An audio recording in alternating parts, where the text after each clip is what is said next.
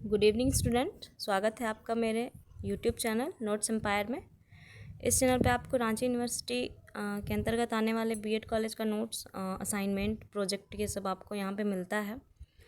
तो आज हम इकोनॉमिक्स मेथड की बात करेंगे। इकोनॉमिक्स मेथड के कुछ नोट्स मैं आपको प्रोवाइड करा रही हूँ, आप इसको अच्छे से पढ़ें। और अभी आपके बीएड फर्स्ट ईयर के एग्ज़ाम की घोषणा रांची यूनिवर्सिटी कर चुकी है, तो आप इसको अच्छे से पढ़ें और एग्ज़ाम अच्छे से लिखें। तो हम स्टार्ट करते हैं आज का हमारा टॉपिक।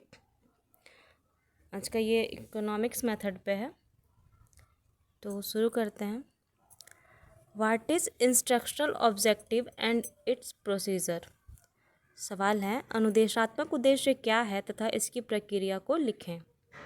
सवाल एक बार फिर से सुनिए। अनुदेशात्मक उद्देश्य क्या है तथा इसकी प्रक्रिया को लिखें। अब इसके उत्तर में हम देखेंगे। उत्तर, अनुदेशात्मक उद्देश्य का अर्थ, मीनिंग ऑफ इंस्ट्रक्शनल ऑब्जेक्टिव। अनुदेशात्मक उद्देश्य एक प्रमाणित वाक्य है जो कि यह बताता है कि सीखने वाला सूचना ग्रहण करने के बाद क्या करने में सक्षम होगा। अनुदेशात्मक उद्देश्य इन्हें स्वभाव संबंधी उद्देश्य या सीखने के उद्देश्य भी कहा जाता है। आमतौर पर प्रमाणित वाक्य है। अनुदेशात्मक उद्देश्य आमतौर पर प्रमाणित, यहाँ पे आप देखिएगा ब्रैकेट में ये लिखा हुआ है, इन्हें स्वभाव संबंधी उद्देश्य या सीखने के उद्देश्य भी कहा जाता है। तो हम ये ब्रैकेट वाला आप देख लीजिएगा, इसको अच्छे से लिखिएगा। और ये हुआ, इसको हम लोग ऐसे पढ़ेंगे। अनुदेशात्मक उद्देश्य आमतौर पर प्रमाणित वाक्य है जो कि स्पष्टता से प्रत्याशित परिणाम के बारे में बताते हैं। इसे और थोड़ा बड़ा कर लेते हैं ताकि आपको अच्छे से दिखे ये। हाँ, हम आगे बढ़ते हैं। शिक्षण, हाँ, आमतौर पर प्रमाणित वाक्य है, यानी कि जो अनुदेशात्मक उद्देश्य है एक प्रमाणित वाक्य है जो कि स्पष्टता से प्रत्याशित परिणाम के बारे में बताते हैं। मतलब कि इंस्ट्रक्शन वो होता है कि कैसे आप बच्चे को पढ़ाएंगे, तो वो एक अनुदेशात्मक अनुदेश होता है, मतलब इंस्ट्रक्शन होता है, और उसके उद्देश्यों की प्राप्ति करनी होती है। तो आगे हम बढ़ते हैं। शिक्षण का कार्य छात्रों के व्यवहारों में वांछित परिवर्तन करना होता है। हाँ, शिक्षण का कार्य छात्रों के व्यवहारों में वांछित परिवर्तन करना होता है। समाज जिस प्रकार के व्यक्तियों को चाहता है, शिक्षण द्वारा उसी प्रकार के व्यवहारों का विकास किया जाता है। इस दृष्टिकोण से शिक्षण या अनुदेशात्मक उद्देश्यों से तात्पर्य छात्र व्यवहारों में पूर्व निर्धारित परिवर्तन लाने से है। परिवर्तित व्यवहारों से हमारा तात्पर्य छात्रों की चिंतन, मनन, अनुभव करने तथा कार्य करने की विधियों में आवश्यक तथा वांछनीय परिवर्तन करने से है। छात्रों के व्यवहार में परिवर्तन उनके ज्ञान, कौशल का देखिए यहाँ पे स्किल लिखा हुआ है, रुचि तथा अभिरुचियों, एप्टीट्यूड हो गया ये, के परिवर्तन के रूप में हो सकते हैं।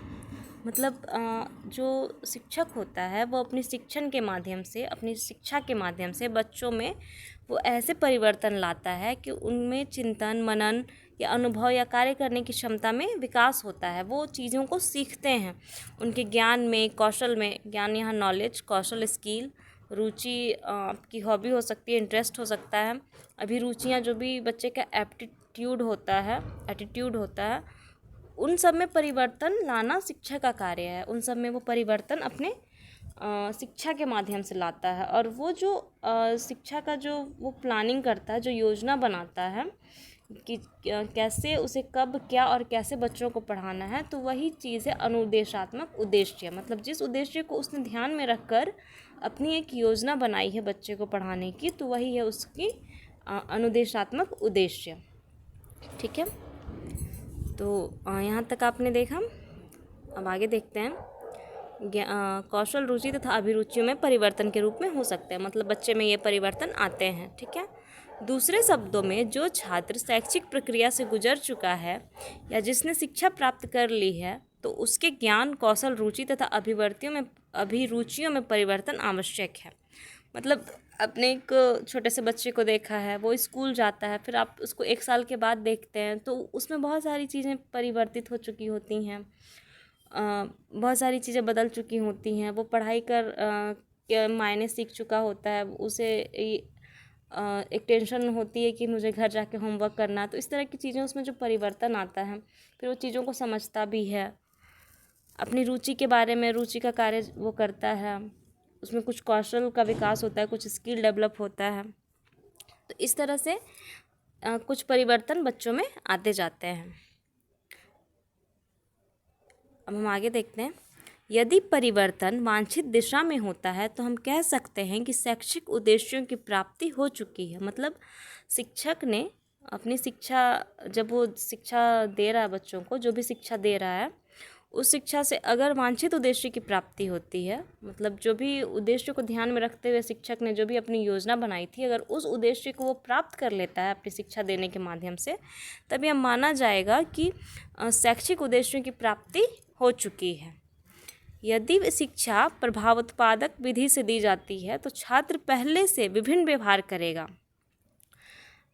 हाँ, मतलब अगर प्रभावशाली अगर इस तरह की शिक्षा दी जाए तो क्या होगा कि छात्र के व्यवहार में जो परिवर्तन होगा वो भिन्न होगा। मतलब पहले का व्यवहार और बाद का व्यवहार, शिक्षा देने के बाद का व्यवहार में चेंज आ चुका होगा। उसे जो भी शिक्षक ने शिक्षा दी है उसको वो सीख चुका होगा, समझ चुका होगा, तो वो अलग व्यवहार करेगा। अब छात्र ऐसे अनेक ज्ञान, कौशल, रुचि तथा अभिरुचियों से मुक्त हो गया है जिनका शिक्षा से पूर्व छात्र के पास अभाव था। इस प्रकार अर्थशास्त्र शिक्षण का उद्देश्य छात्रों के आर्थिक व्यवहार में वांछित परिवर्तन लाना है।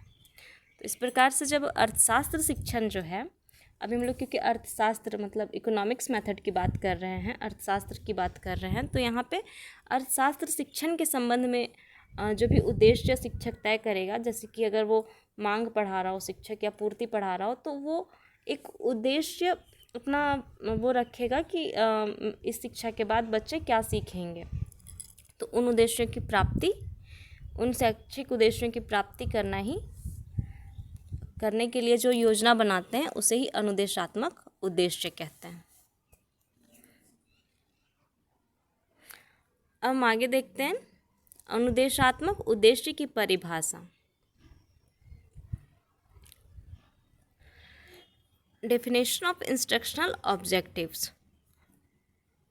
डेफिनेशन तो आप लोगों को याद करना पड़ता है बीएड में, तो आप देख लीजिएगा इसको, जो भी आपको आसान लगे या फिर जो भी आपको समझ में ऐसे डेफिनेशन आप याद कीजिएगा, ताकि आपको एग्ज़ाम में याद करने में टेंशन ना हो, मतलब याद आ जाए वहाँ पे आपको। आप छोटे छोटे वर्ड्स के साथ भी जोड़ सकते हैं, इस तरह से आप याद कर सकते हैं परिभाषा। क्योंकि परिभाषा तो क्या होता है कि ये मनोवैज्ञानिकों ने लिखा है, दार्शनिकों ने लिखा है, तो इसे आप चेंज नहीं कर सकते हैं, ठीक है। तो पहला यहाँ पे परिभाषा आप देखेंगे, कार्टर वी गुड के शब्दों में अनुदेशात्मक उद्देश्य वह स्तर या लक्ष्य या मानदंड है जिसे छात्रों द्वारा विद्यालय कार्य की समाप्ति पर प्राप्त किया जाना है। इसका मतलब आप समझ चुके होंगे कि जितना भी मैंने पीछे एक्सप्लेन किया है वो आपको समझ में आ गया होगा। दूसरा है ब्लूम बहुत बड़े मनोवैज्ञानिक थे, साइकोलॉजिस्ट थे। तो इन्होंने क्या लिखा है अनुदेशात्मक उद्देश्य के बारे में, इन्होंने क्या परिभाषा दी है, सुनिए। ब्लूम ने शैक्षिक उद्देश्य की परिभाषा देते हुए लिखा है कि शैक्षिक उद्देश्यों से हमारा तात्पर्य उन व्यवहारों के निर्माण से है जिनमें शैक्षिक प्रक्रिया द्वारा छात्रों को लाना होता है। तीसरा देखिए, हॉस्टन के अनुसार व्यवहारिक रूप से शैक्षिक उद्देश्य वह योग्यता या कौशल है जिसे छात्र द्वारा संतोषजनक शिक्षण अधिगम स्थितियों में ग्रहण तथा विकसित किया गया हो। मतलब व्यवहारिक रूप से शैक्षिक उद्देश्य वह योग्यता या कौशल है जिसे छात्र द्वारा संतोषजनक शिक्षण अधिगम स्थितियों में, मतलब संतोषजनक की चाइल्ड सेंटर्ड हो एजुकेशन, मतलब बच्चे के हिसाब से हो, उस तरह के अधिगम स्थितियों में वो बच्चे ने ग्रहण तथा उसमें विकसित किया गया हो। हम आगे बढ़ते हैं। अनुदेशात्मक उद्देश्य की विशेषताएं। Characteristics of instructional objective. सामान्य तथा अनुदेशात्मक उद्देश्यों में पर्याप्त अंतर होता है। सामान्य उद्देश्य मतलब अनुदेशात्मक उद्देश्य जो होते हैं वो सामान्य उद्देश्य से अलग होते हैं। सामान्य तथा अनुदेशात्मक उद्देश्य में पर्याप्त अंतर होता है। सामान्य उद्देश्य जहाँ व्यापक, अस्पष्ट, अप्राप्तनीय तथा अमापनीय होते हैं, वहीं अनुदेशात्मक उद्देश्य सुस्पष्ट, निश्चित, मापनीय तथा सीमित होते हैं। मतलब सामान्य उद्देश्य में हम उन उद्देश्यों की प्राप्ति नहीं भी कर पाते हैं, लेकिन जो इंस्ट्रक्शनल ऑब्जेक्टिव होते हैं, जो अनुदेशात्मक उद्देश्य होते हैं, वो ऐसे उद्देश्य हैं कि उनकी प्राप्ति आवश्यक ही है। क्योंकि जब आप कोई सब्जेक्ट पढ़ा रहे हैं बच्चे को, तो उसके बारे में उसका जानना अत्यंत आवश्यक है। मतलब आप इस तरह से अपना एक शिक्षण योजना बनाइए कि बच्चे उस चीज़ को अच्छे से समझ सके, जो भी आप समझाना चाहते हैं, जो भी आप पढ़ाना चाहते हो। तो उस अनुदेशात्मक उद्देश्यों की विभिन्न विशेषताओं को हम निम्न प्रकार से पाते हैं। पहला है, अनुदेशात्मक उद्देश्य स्पष्ट होते हैं। परिणाम स्वरूप अर्थशास्त्र शिक्षण के उद्देश्य भी स्पष्ट होते हैं। जैसा अनुदेशात्मक उद्देश्य होता है, उसी तरह का परिणाम भी होता है। ठीक है। दूसरा है, अनुदेशात्मक उद्देश्य मापनीय होते हैं, उन्हें उचित मापदंडों द्वारा मापा जा सकता है। तीसरा है, इनका क्षेत्र सीमित होता है। परिणाम स्वरूप इनमें छात्रों के समस्त व्यवहारों को परिमार्जित या परिवर्तित नहीं किया जा सकता। वे वास्तविक तथा व्यवहारिक होते हैं, जबकि सामान्य उद्देश्य दार्शनिक तथा आदर्शात्मक होते हैं। अनुदेशात्मक उद्देश्यों का सीधा संबंध छात्रों के व्यवहारगत परिवर्तन से होता है। मतलब छात्रों के व्यवहार में शिक्षण के बाद कितना परिवर्तन आया, इस चीज़ से है अनुदेशात्मक उद्देश्य का सीधा संबंध। छठा है, अनुदेशात्मक उद्देश्य प्राप्तनीय होते हैं, इन्हें सुनिश्चित शिक्षण क्रियाओं के द्वारा प्राप्त किया जा सकता है। सातवां है, अनुदेशात्मक उद्देश्यों को एक निश्चित कथन के द्वारा स्पष्ट किया जा सकता है। इन उद्देश्यों का निर्धारण करना एक कठिन कार्य है। इसके लिए शिक्षक को बड़ी लगन से परिश्रम करना पड़ता है। हाँ, इन उद्देश्यों का निर्धारण करना, मतलब जो अनुदेशात्मक उद्देश्य होते हैं, उनका निर्धारण करना एक कठिन कार्य है। इसके लिए शिक्षक को बड़ी लगन से परिश्रम करना पड़ता है। उद्देश्य निर्धारण के समय शिक्षक को अपने पूर्वानुभव तथा उनके द्वारा संग्रहित अनेक प्रकार के प्रदत्तों का उपयोग करना पड़ता है। शिक्षक को उद्देश्य निर्धारण के लिए निम्नलिखित साधन तथा स्रोतों यानी सोर्सेस की सहायता लेनी पड़ती है। पहला है, छात्रों संबंधी अनेक प्रकार की सूचनाएं। जैसे कि अगर आप कोई अनुदेशात्मक उद्देश्य तैयार कर रहे हैं, तो आपको छात्र के बारे में बहुत सी चीज़ें पता होनी चाहिए, तभी आप उन सूचनाओं के माध्यम से आप अपना अनुदेशात्मक उद्देश्य तय कर पाएंगे। एक शिक्षक अपना अनुदेशात्मक उद्देश्य ऐसे ही तय करते हैं। तो देखिए, पहला क्या है कि आपके पास अनुदेशात्मक उद्देश्य तय करने के लिए क्या क्या आपके पास सूचनाएं होनी चाहिए, क्या क्या आपको पता होना चाहिए, ये हम आगे देखेंगे। छात्र संबंधी अनेक प्रकार की सूचनाएं, जैसे छात्रों का वर्तमान विकास स्तर, उनकी शैक्षणिक तथा शारीरिक आवश्यकताएं, उनकी रुचियां तथा रुझान इत्यादि। मतलब कि आपको, अगर आप अनुदेशात्मक उद्देश्य तय कर रहे हैं, तो आपको बच्चों के बारे में, छात्रों के बारे में ये सभी सूचनाएं अवश्य ही पता होनी चाहिए। दूसरा है, तत्कालीन सामाजिक जीवन की दशा, समस्याएं तथा आवश्यकताओं को भी उद्देश्य निर्धारण के लिए जानना अत्यंत आवश्यक है। समाज की क्या दशा है, उसके सामने क्या समस्याएं हैं, इत्यादि प्रश्नों के उत्तर को उद्देश्य निर्धारण के समय ध्यान में रखना अत्यंत आवश्यक है। ठीक है। तीसरा आप देखिए, विषय वस्तु तथा समाज के लिए विषय की उपयोगिता तथा विषय के अन्य विषयों के लिए उपयोगिता, विषय क्षेत्र आदि का ज्ञान भी अत्यंत आवश्यक है। मतलब कि जो भी अनुदेशात्मक उद्देश्य आप तय कर रहे हैं, तो आप उस विषय की उपयोगिता को, मतलब एक शिक्षक को विषय की उपयोगिता को ध्यान में रखना होगा। विषय क्यों उपयोगी है, उसका विषय क्षेत्र क्या है, अन्य विषयों से उसका संबंध क्या है, सहसंबंध, कोरिलेशन। तो इस प्रकार से वह उसकी उपयोगिता देखकर उसके अनुदेशात्मक उद्देश्य तय किए जाएंगे। और इसका लास्ट है, देखिए, अंत में उद्देश्य निर्माण के समय शिक्षा दर्शन तथा सीखने के मनोविज्ञान का भी पूरा ध्यान रखना चाहिए।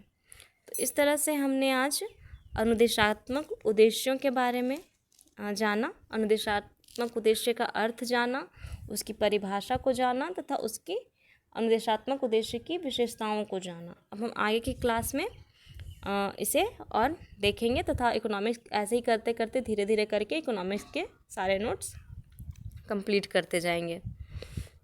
तो देखने के लिए ठीक है, थैंक यू।